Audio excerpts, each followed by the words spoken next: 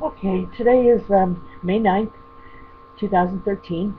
Aunt Phyllis's birthday, and I already called to wish her a happy birthday. She now is now the same age as me again, so I like that. Um, I started writing a book a couple of years ago, story of my so-called life, and didn't finish it, of course. So I got that. I had printed out the part that I had written, and so that I wouldn't lose it.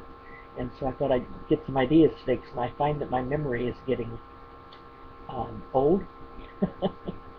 Anyway, and of course we've written a book too. If any of you have not read the book that Joey and Tina and Ross and I wrote, of just some of the stories and growing up together. I think it's a pretty interesting book. I was real proud of the fact that we did it. So if you've got that, everybody should have a copy of it. And then Robbie and Mike and Sarah, your generation will have to provide copies for your kids. So hopefully it'll continue because it was a pretty good book. Anyway, I was thinking about the stuff that I learned from Grandma and Grandpa. Besides the ethereal stuff, um, they were our soft place to fall. They definitely were.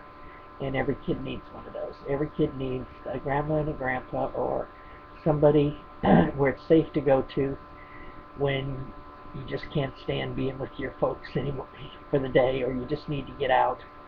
And they were ours because nothing we did was ever wrong.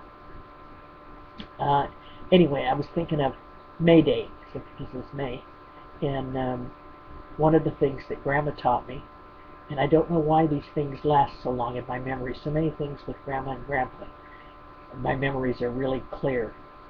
If I go back to the house, and I don't have so many memories, I suppose a shrink would have fun with that. But we would go to Grandma's, and she had all these fruit trees, and under the apple tree, under one of the apple trees, there were these little tiny blue flowers. I mean, tiny. And Grandma came out there and told me those were called bluebells. And they were so cute. We would pick these little tiny flowers and make little tiny bouquets out of them. I don't know what we did with the bouquets, but and then on May Day, on May 1st, which is May 1st, she showed us when she was little, this is what they did.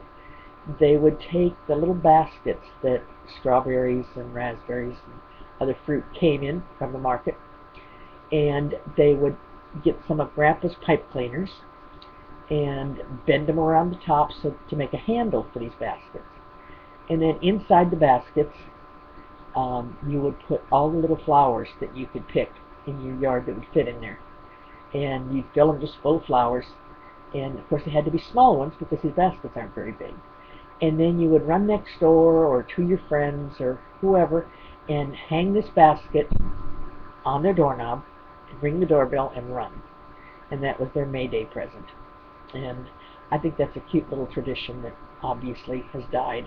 I don't know that anybody else ever did that, but Grandma did it when she was little, so we liked it. Um, Playing in the rain, playing in the hail with Grandpa, that was so much fun. Playing in our clubhouse. Grandpa built us a clubhouse out there, out in his yard, and with a window and a door.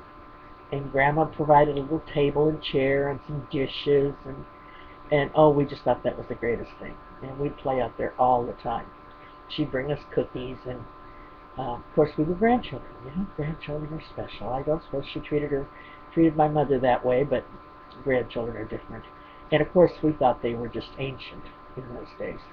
This was in Minnesota, say 1957, 58.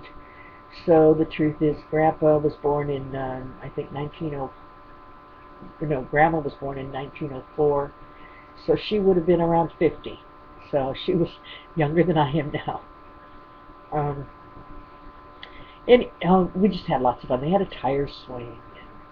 And, one of the stories I probably told a million times to my kids is the story about Uncle John. Grandma and Grandpa had a big circular driveway that you could go all around their house and come out on the street.